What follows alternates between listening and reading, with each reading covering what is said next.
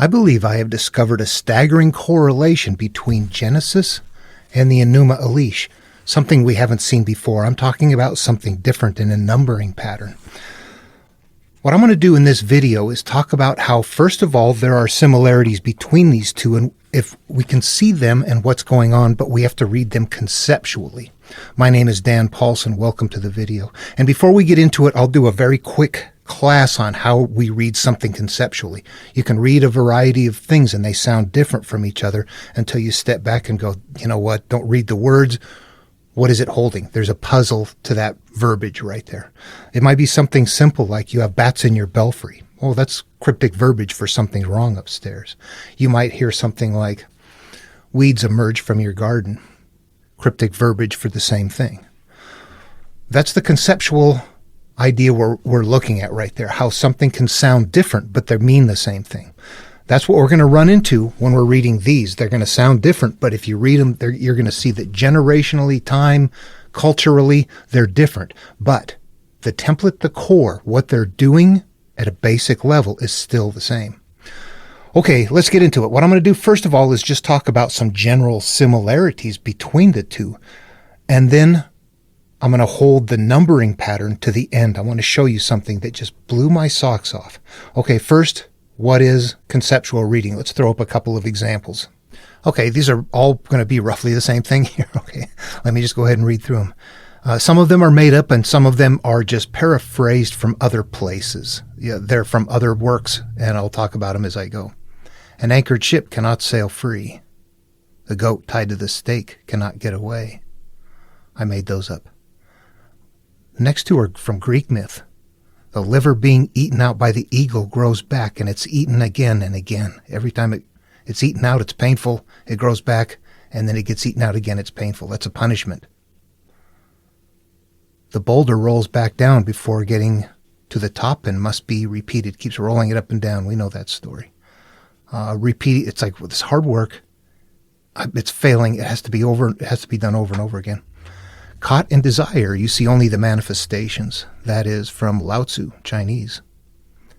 How about from the Buddha? If a man has an evil thought, pain follows him like the wheel follows the foot of the ox that draws the carriage. I made this one up just to feed into one that we're familiar with from the Bible. The weed grows from the garden till pulled out by the root. The axe is laid at the tree, but it merely cuts and grows back, but the axe is laid at the root of the tree to stop it from growing back. To everything there is a season under heaven. You will continue to have increasing pain in childbirth. All right.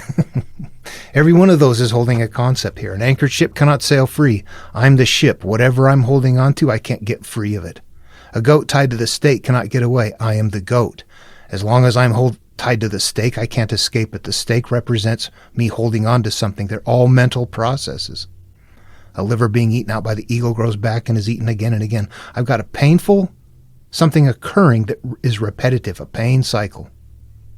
That's what we have up here, pain cycles. You can't get away. You can't get away. You imply the cycle. When does it hurt? You can't get away. Every time it's triggered is when it happens. We get down in here. Caught in desire, you see only the manifestation. Oh, I did that one.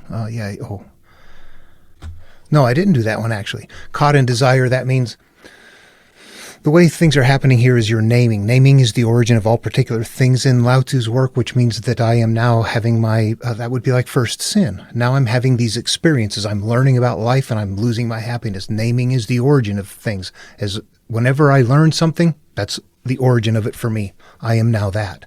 Then the term desire is taught as an analog. It's not a physical desire. They're all mental, so the terms are different. Desire doesn't mean it's a mental processes in a stored area where you feel.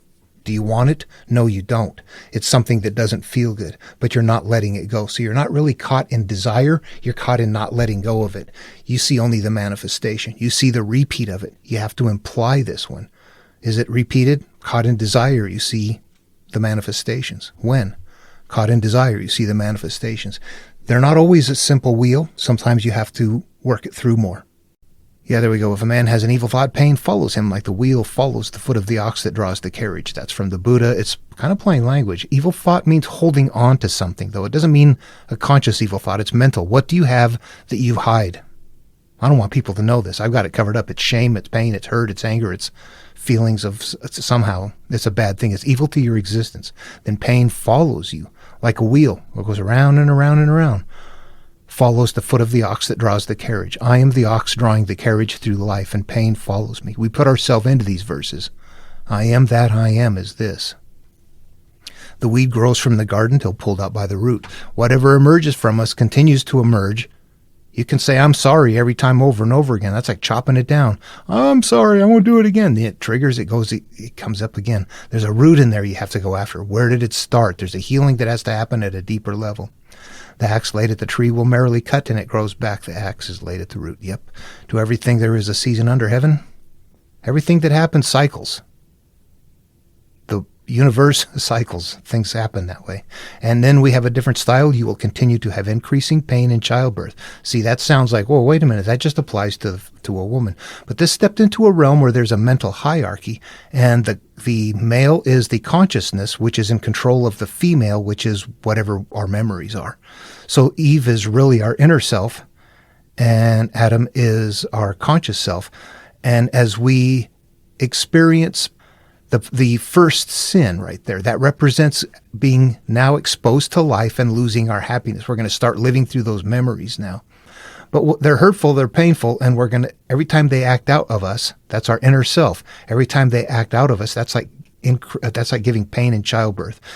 What would that be? I screamed and yelled about this every 3 months because I get triggered this way or that. That is pain in childbirth every time it comes out. It's metaphorical. We have to look at what is the same in these, not what is different. There's a concept in here. They go in the mind. What do they mean? When you slice it all up, it's like, okay, yeah, these are cyclical pain, stuff that happens over and over again. Whatever you're hanging on to, you can't get away from it. The judgments you've made, the agreements you've made, all of it right there. Hard to read. All right, getting to this point, what I want you to know is that there's nothing supernatural that's going to emerge from my interpretation. What I find when everything comes together is that it really is a mental inner path, a psychological path for self-healing. That is what the template is, at least in my opinion, as I go through and I look through things. So that's how things line up from place to place. As you start looking at the concepts and they fit in the mind from place to place, what are they? That means that God right here, who creates all, is going to be the same as Apsu here, who creates all. Those are going to be the same thing, but they're a part of my experience. They're both the exact same thing. This is not the God of Abraham, with this being, kind of a God that didn't really exist, and it's sacrilege and blah, blah. Unless you're into the Enuma Elish and you think this is the real and the other ones are fake. Okay, they're both doing the same thing. They're helping a population. They're helping, well, let's just get into what's going on. Okay, here's where the similarities are. And I'm just going to kind of cover a few things that we see already. And then I'm going to get into a numbering system to show you that. All right, so first of all, God. Yeah, God created everything in the beginning. And Apsu created everything in the beginning. Now, the way these work, the way that I'm going to treat this, is that in the beginning, at creation, when everything first emerges, that's you. That's me. That's the emergence of each person. Creation is my creation. The story is about me. Creation is where? Not the creation of the universe or the planet or anything like that, but the creation of me and my life and my experience, put in very old ways that are also meant to do something different in the population. Okay, so what happens if we were to read through here? We would see that there's a point where Apsu has been rendered out of the picture. Apsu is gone and trapped away. And while Apsu is trapped away, what is happening is that the early gods have taken over. They're raucous. There's a lot of noise. There's a lot of clamor. And Apsu and Tiamat, the mother of them all, Eve, the mother who gave birth to them all, Tiamat, Eve, the mothers who gave birth to all. Yeah, what we have here is that Tiamat and Apsu can't get any rest. That's the higher awareness and yourself. and all of the things have become in turmoil in you. And Apsu is not there to help. What you would find here is something that sounds vaguely familiar if you realized, well, it's a little different. Nobody had got away. But if you look, you'll notice that right after God protected Cain, he just flat disappeared. All right, let's just take a quick look at that. I've got Genesis, King James Version up in here. I'm going to be modifying this one, but I've got some things in here. As I get down to the Cain and Abel story after first sin, God's around all the way through creation and Adam and Eve and all that kind of stuff. But we get down here, verse 16 in chapter 4, and Cain went out from the presence of the Lord. Right there. And Cain went out from the presence of the Lord. That represents the same point where Apsu gets trapped away in the Enuma Elish. This God figure is now gone until there's a lineage here. Originally, this Adam's lineage was not in place. It then began to call upon the name of the Lord and jumped right to chapter 6. And it came to pass when men began to multiply in the face of the earth and daughters were born unto them. So we get this very quick turnaround where the destruction has to happen, that life has gone on. What this is basically saying is that it sets up all the conditions how life is going to work, and then you're created. We're going to get a story going underway. You're naked, unashamed in the Garden of Eden, represents your early self that is a child, that is self-aware but happy, unexposed to life experiences. And that's also going to be part of a 3-7 grid that we're going to work on here. You see 7 is said 3 times right there, and that's going to align with the point where we are. Where is it? And they were both naked, and the man and his wife, and were not ashamed. This is when we were children, uncovered from anything, and had no shame accumulated in life. That represents us right there metaphorically. Then what happens? God is still there. We're living through our higher awareness. What happens, though, is that we get certain conditions set up. Now we went ahead and had something go bad. We are now... we don't want to be naked. We want to be covered. So we become covered at this point. You see, we go from naked and unashamed to covered and ashamed. This represents now we are living life experiences that are not okay. But we get down here to a point where, and Cain went out from the presence of the Lord and dwelt in the land of Nod on the east of Eden. And then, of course, a whole thing goes on. It's in a short area, a very short part of the story. But here we've got, he built a city. This is us living our life.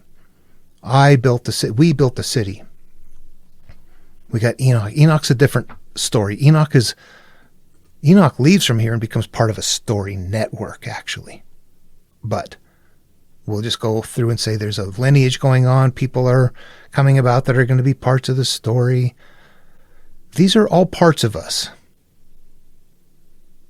He's the father of such that dwell in tents and of such that have cattle. This is us just going on and living life. Handle the harp and the organ, artificer of brass and iron, and the sister of Tubal-Cain. This is us living our life today, going to school, getting jobs, living just unaware of things.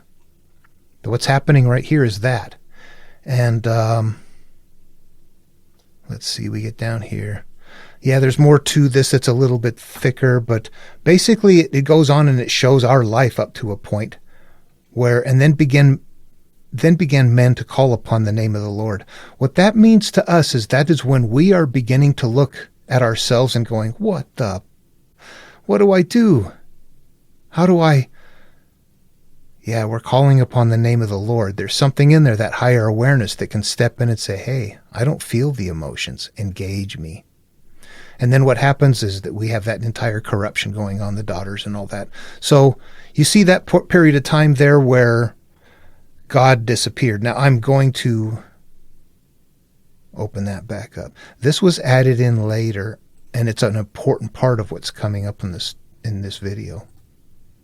This is that lineage with all the 900 years and 12 and 815, 905, 840, 800, 900. Each of those are said 7 times. They're gathering numbers here. They're using those to gather up other numbers that are an important part of a grid. 30.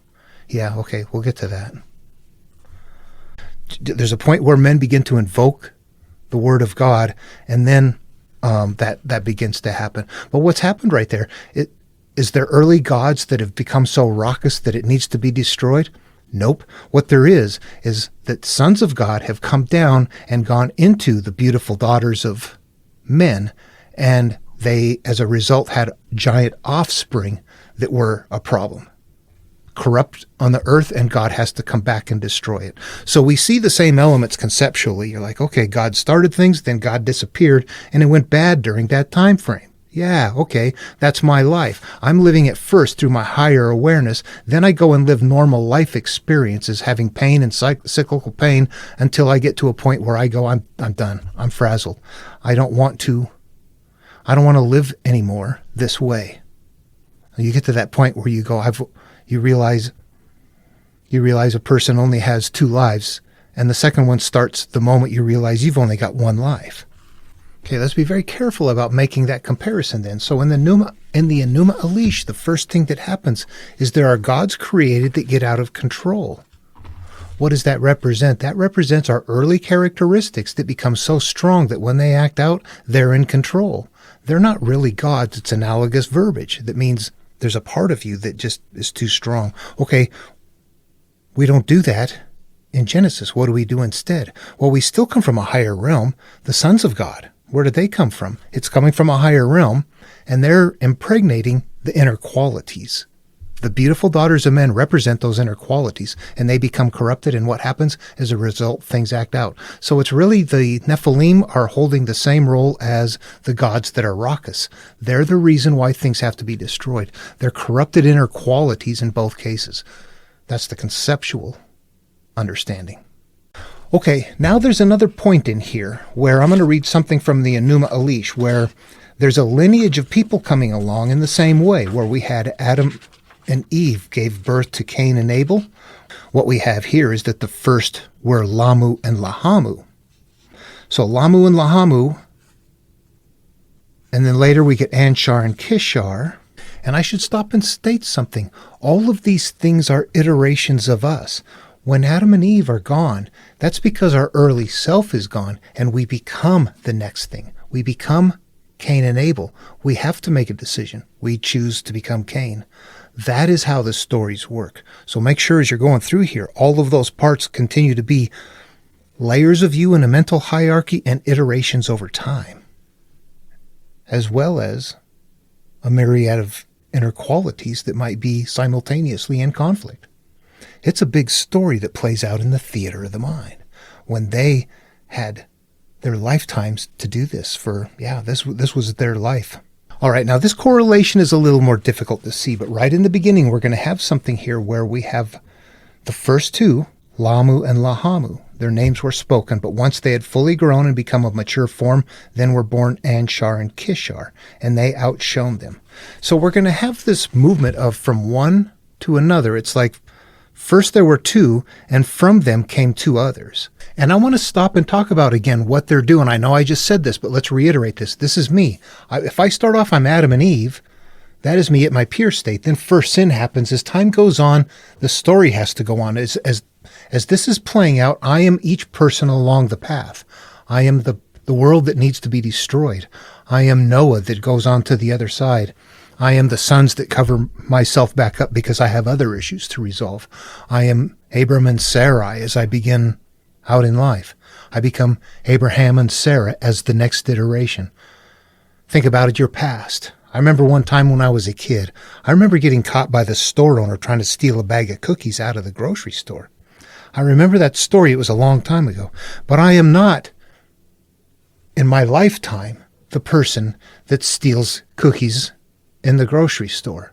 That's something that was a stupid thing that this kid, me, this iteration of me did at one point in time, but I'm not that iteration anymore. That's what they're doing here, like that. Since I edited that in, this made a bad break. What I'm doing is now saying the first two, Lamu and Lahamu, and then came Anshar and Kishar. First, I am a little kid, then I am an older iteration of myself. Are we going to find that in the Bible? We are. We're not going to find it in the first creation element, but when we get down into, where is it? When we start at chapter 12 and through, as we get through the Abram and Sarai become what? After a while, they become Abraham and Sarah. We see God there has advanced them right here in the same place. The first two, Lamu and Lahamu, became Anshar and Kishar. The first two, Abram and Sarai, became Abraham and Sarah. See that correlation? All right, I want to talk about the numbering system now, because that's something that becomes more solid. We can go through and debate and argue these things all day long, and I've had people, as I do videos like this or say things like this or talk to people that say those are not the same at all. I had somebody that was not a Christian at all but was into Greek myth that was telling me that, as I'm saying, that the conceptual idea of Moses going through the Red Sea was the same place on the template as Jason and the Argonauts sailing through the clashing rocks, that this very dangerous crossing represented here in this story.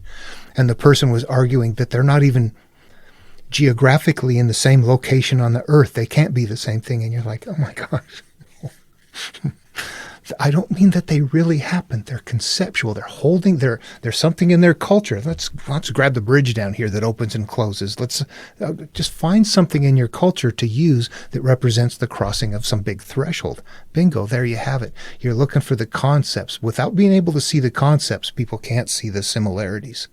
It's just really hard. It's very minimal on what sounds like it lines up. Once you see bigger things going on, like Marduk in here is the called hero, and that Noah here is the called hero, different things begin to emerge.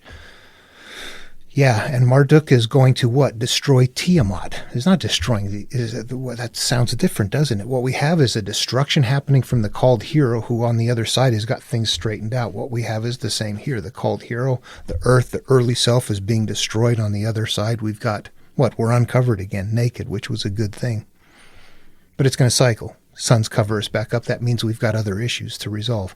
So when you're reading them conceptually like that, you begin to see the flow of how the template works in the background, that the stories are just concepts that are made on that same template. Okay, now I want to go look at Genesis real quick and do some number gathering. I've done this before and I've got these numbers, but I want to show you where they come from. There's a couple of things in Genesis that upon analysis, you're going to find that there's nowhere else that you find anything like it. There's a lineage from Adam. There's a lineage from Terah. Those two lineages right there have the strangest kind of, the way that they're laid out. So-and-so lived 812 years and gave birth to so-and-so. And the way that works down in there, and there are 900s and 800s and different hundreds, and you're like, boy, that's very strange.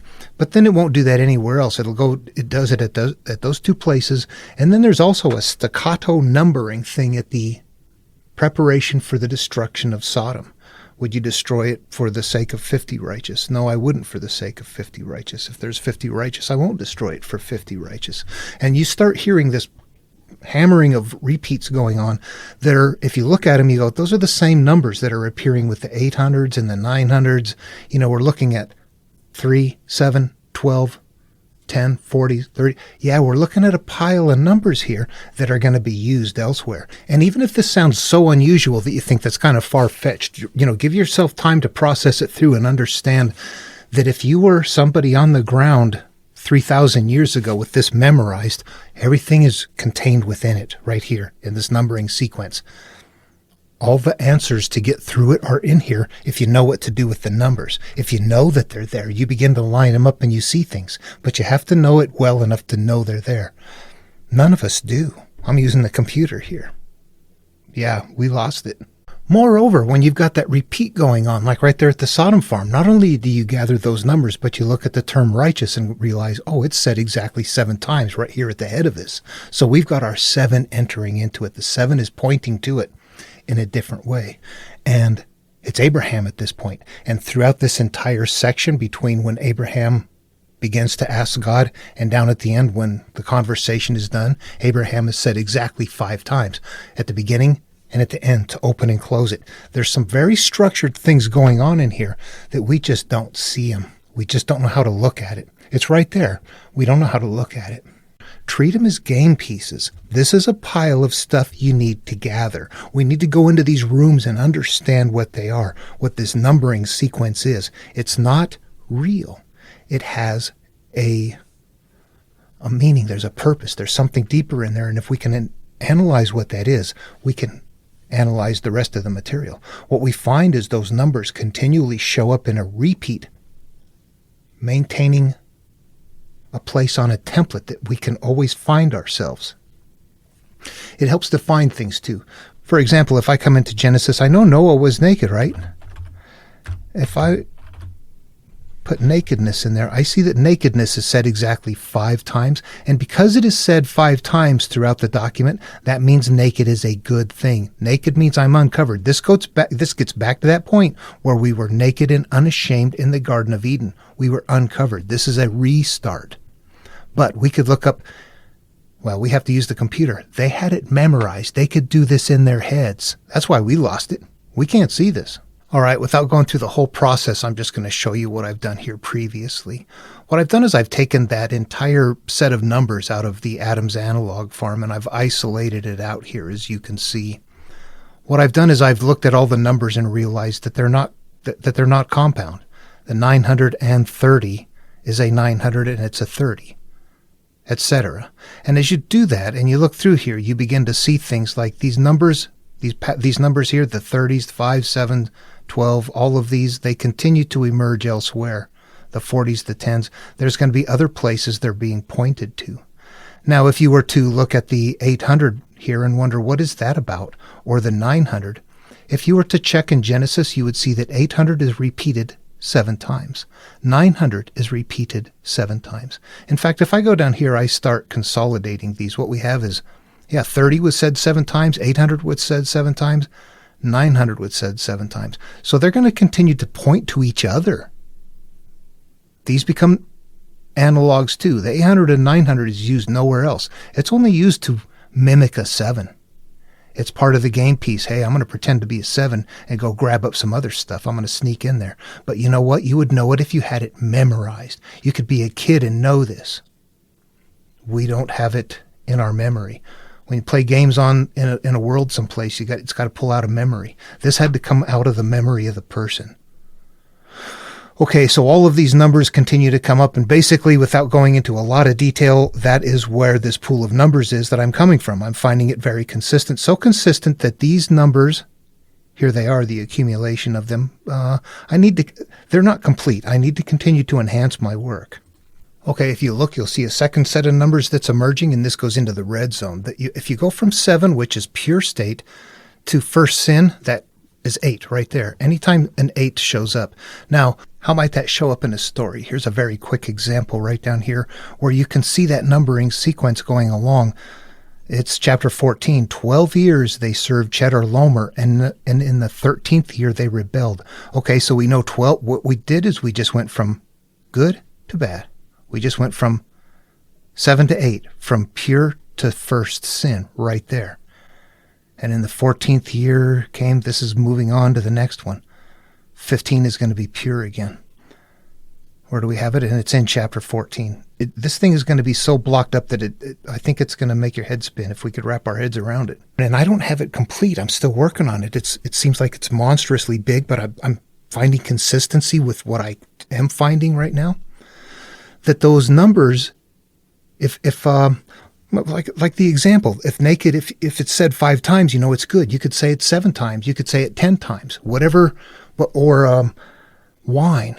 Wine is a good thing, or is it a bad thing? How are you using it? Is it said 8 times? Oh, then it's a bad thing. If it's said 7 times, it's a good thing. If it's 12, it's a good thing. If it's 13, it's bad. So we get this numbering thing going on that really just has to do with a number count. It is not complicated. It just seems very foreign to us, but because we can't, you would not only have to have Genesis memorized, you would have to know how many times nouns and verbs were repeated. It would be that deep memorized. Not just have it memorized, but how many times names were repeated, which we're going to get to. And when they're maintaining the stories, they're repeating the names exact amount of times to fit on this grid. I swear. Just look. I'll show you what I can find right here. Let's show up I'll pop up a couple of examples. Let's just use this list here that I gathered right here from the analog farms and go look in Exodus and see what we see. Okay, I'm going to jump to an extreme one right off the bat. When I go in here, I know right off the bat they're going to start repeating things. And Egypt is an important one, so I'm going to take a look at that. And what do we have here if we type it in? 180 times. Doesn't that seem extreme? 180 are both on the list. If we combine them together, that's a good number.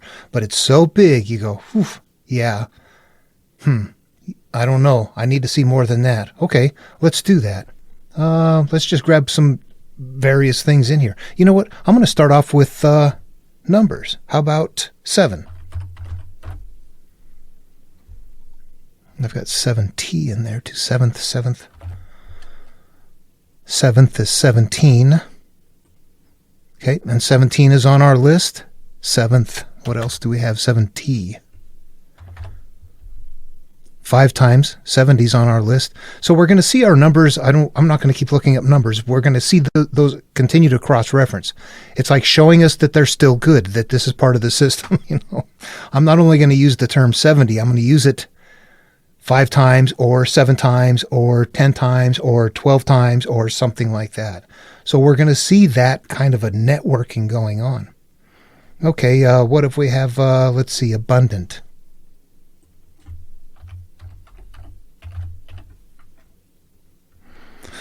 Abundance a good thing. 3. All right. How about Hebrew? 14. Yeah, Hebrew's not a good thing, is it? We're Jewish. All right. How about Pharaoh? No, that'll be too big. Let's go, how about a midwife?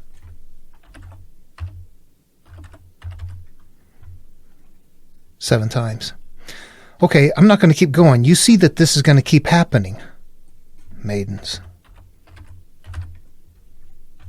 Oh, that's only one time. Okay, what I'm going to just suggest, because I need to move on in this video, is that numbering pattern right there is maintained through the entire Bible. Go to the book of Mark. You're going to find that 3 is repeated 12 times. 7 is repeated 12 times. 12 is repeated 12 times. If you go through, you're going to find that all throughout, this is maintained in the background. Somebody's got something going on. Okay, that having been said, what I want to do is go look at some things in some Babylonian works. This is something I never thought of before. What I'm going to suggest is that the work that I've been finding down here in Genesis, part of it seems confusing because it seems almost like there's 2 systems that are being brought together. An older archaic one that's simple and a more complicated one later. The older one was there before those numbering grids were put in. It was in place. If I take those numbering grids out, I can still see something in there, but the count goes way off. I don't know what's been modified in Genesis.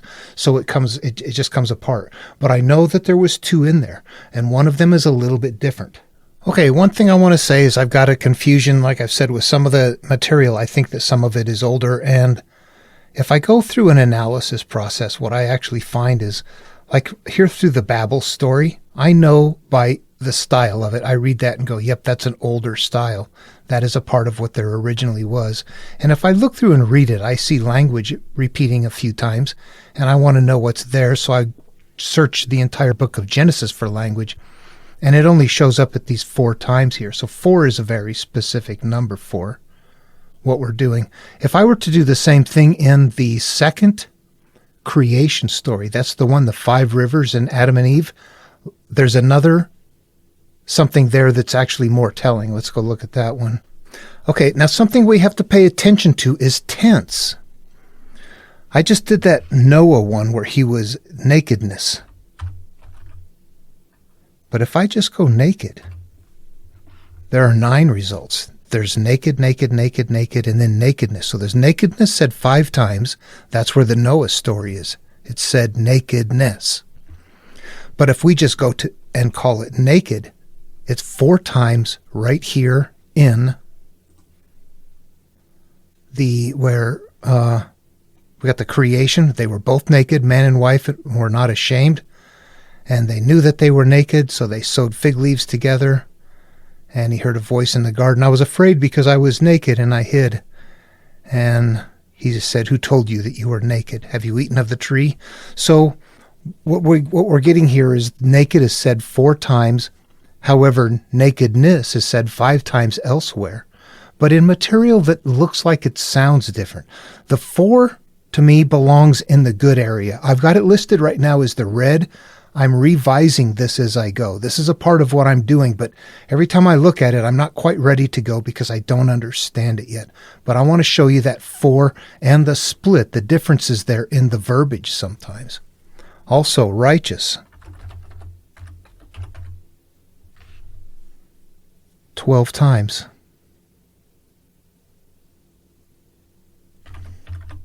Righteousness. 2 times out of that. I don't know if that makes any difference. Righteous is said 12 times throughout the entire book of Genesis.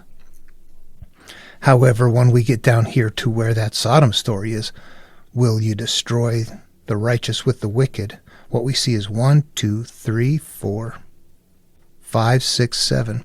We see righteous is repeated 7 times right in this chapter right here, which opens up this 50, 50, 40, 40, 30, 30, 20, 20, all the things that are going on where we're collecting those.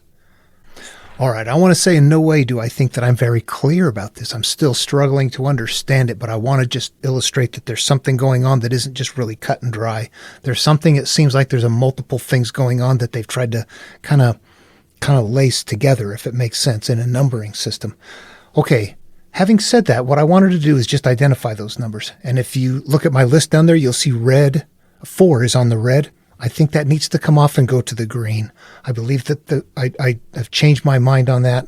I need to go back through Genesis and verify that. I need to go deeper and dig at this a little harder next time. Okay, now what I want to do is pull up the Enuma Elish again, and let's just look at some things in there. All right, what I have is the Timothy J. Stephanie translation. There was some fragmentary nature to the clay tablets, but most of it was either recovered or changed out. Like in a case like this, somebody added in the word hall. Greeting one another with kisses, and there in the meeting, they discussed amongst themselves, sitting together for a feast. Yeah, they were in the meeting hall. So there's a lot of things in here that were added in that were probably there that are fine. It was fairly complete. Okay, that having been said, let's just go look at a couple of things. Now remember, Adam and Eve, day 7, 7-3 grid, naked unashamed, first 2. Adam and Eve, 7-3 grid. Lamu and Lahamu, firstborn. Do you see where it says in tablet 1, but the gods were given birth within those intermixing waves? The first were Lamu and Lahamu. And gods are not, they're not real gods. They're iterations. They're us. Who needs to be in charge of my life, of my world? I'm the god of my world. Lamu and Lahamu, Adam and Eve. What if we put them in up here?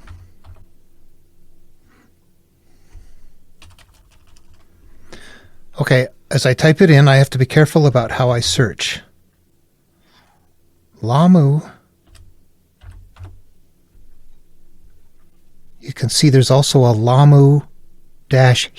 I don't want that. I want to separate out Lamu. I'm going to put a space there. And I've got Lamu and Lahamu, Lamu and Lahamu, Lamu and Lahamu, Lamu and Lahamu, Lamu, then Lamu, comma, Lahamu, Lahama and Lahamu, comma again. So it's error prone. I had to go through and take those commas out in order to do the search. But you see, the Lamu, Lahamu, that's like saying, like my name is Daniel, but it has a female variant, Danielle. It would be like saying Daniel and Danielle. That's my consciousness and my inner self. Lamu and Lahamu, same thing. Adam and Eve, same thing. All right, first of all, 7. Okay, you see that right there.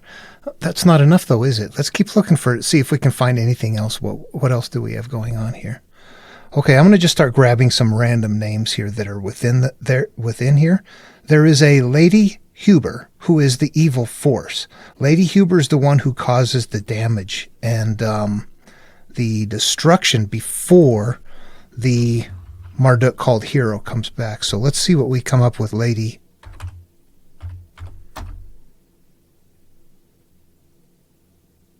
I can see right there they're all exactly accurate. Lady Huber's the evil force.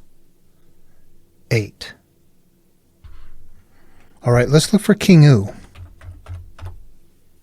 King U's a bad guy. It says 17. 17's a good thing on our in Jewish material. I'm going to go through my list down here, and I see one that's Erking, call him Erkingu, since he made king. So, okay, so it's a change of a name. I'm going to put a space in front of this. King U, 16. One above 15. King U's a bad guy. There you go. And you get what they're doing, that this really, the template replicates us in life without the numbering system. It's us, Adam and Eve, in the garden, and then we go off and have first sin, which means we go off and now have life experiences, and we lose our happy, blissful state. Now what are we going to do? We need to replicate this somehow. So how do we do it? Let's start using numbers. There's a 7 and an 8 that's a natural progression. It happened on 7-day creation is when it started. Day 8 is when first sin was. 7, 8 was there. We can't keep using 7s all the time. Okay, well, let's go grab a bunch of other numbers. Use 10, use other numbers like that, 12. And then any advance up from that, since we advance from 7 to 8, well, we'll grab a 10, go from 10 to 11. Go from 15 to 16. You see the advance like that is just like replicating the advance from 7 to 8. It's just different ways of hiding that same step. It's nothing different. It's one step being made. A bunch of different analogs hiding that step. And they're just numbers. Okay, I'm going to go back to Lamu just because there was some additional there. If I look, where are the other 4? A Lamu hero. There's 4. I don't know what a Lamu hero is, but there are 4 of them. Okay, let's look at some more.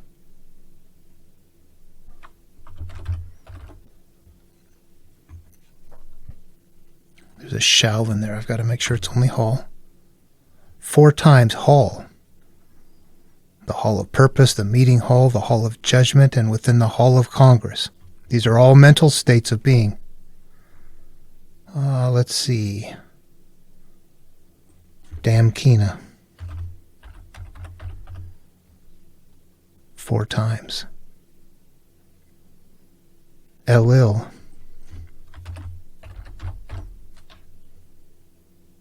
8 times. Elil is bad. Anunnaki.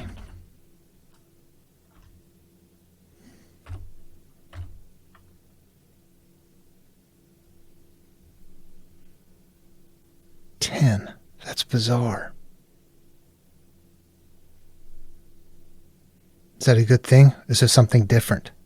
This is Babylonian, not Jewish. Ijiji. Igigi. Ijiji. 10. Star Nibiru. This is where it might be getting fragmentary towards the end here. 4. Call him Nibiru, who secures the ways of heaven and earth. His star is Nibiru. That's us, whoever is going to be in the end. 4 is a good thing here. Okay, let's see. Are you following along with that? Do you see that the numbers are still, for whatever reason, they're still doing the same thing and they're following the same patterns, especially with the 7 and the 8 established right there? What I want to do is talk about one problem that I've had in Genesis, where I think for some reason, because Noah's name is repeated 41 times, that it's supposed to be 40, that there's some kind of an error in there. I had been thinking it shouldn't be, it rained for 40 days and 40 nights during the flood. The 40 should be there. 40 is repeated I don't know how many times. In 7 days I will send 40, rain for 40 days and 40 nights, and in 7 days I did. So that's how they're calling in the numbers in other ways too. I'm using the 7 to go grab 40s, doubling it. Hello, McFly, 740 40. Hello, McFly, 740 40. Okay, that's what they're doing in the stories here with the repeats. But Noah's name being said 41 times has been a puzzle. And as I research, I find that if you go to the Septuagint and you look at the Bible downstream from there, you're going to find some variation. That the 7-3 grid is hard to find because creation was done on day 6. And then on day 7. He rested from all the work that he had done because he finished on day 7 or something like that. So it didn't say 7th day 3 times. It said day 6, and then it said day 7 2 times. It also has one of Noah's name taken out, so it's only 40. And I think, boy, that's just bizarre. Okay, I don't know what to do with that. Noah is the called hero in Genesis, the first called hero on the monomyth, and his name is said 41 times.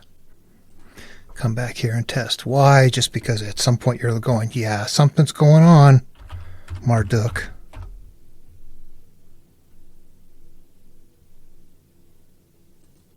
"41 times.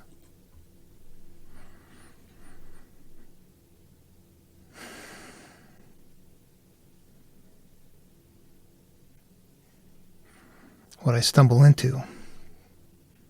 You know, you can see these things. It's not speculation. You're looking at it going, something's back there. Something's there. It's so big. I feel totally. The more I learn, the more I'm daunted by it. I don't know what to do with it all. I'll just keep poking at it. I got to go. Genesis, they got some complete stuff in there. Those analog farms. That's the ticket. That's where I have to go next. I got to resolve those analog farms. I think Adam, no problem. Sodom, no problem. Terra, problem. All right. Hope this was interesting. I'd love to hear your comments. What the hell? Honestly, at this point, if somebody was doing studies across the board and people were saying, yeah, well, you know, in the Bhagavad Gita, Arjuna's name was said exactly 7 times, or, you know, something like that. I bet you this goes beyond where we can even imagine. Yeah, there's something here we need to look at, but we've lost it. We have lost it. We're so far removed from it in modernity. You see how deep this is. We can't talk about this. I'm going to say you and I can't talk about this. We can't. Yeah. How many times was this said? I don't know. I can't even go look through the Bible and count it. We have to do this. We're stuck. We're on the other side of a wall from this material. All right. And I'm just like rummaging around in the back room where somebody said there's nothing back there. Oh, yeah, there is. It's woven in the tapestry. See you in the next video.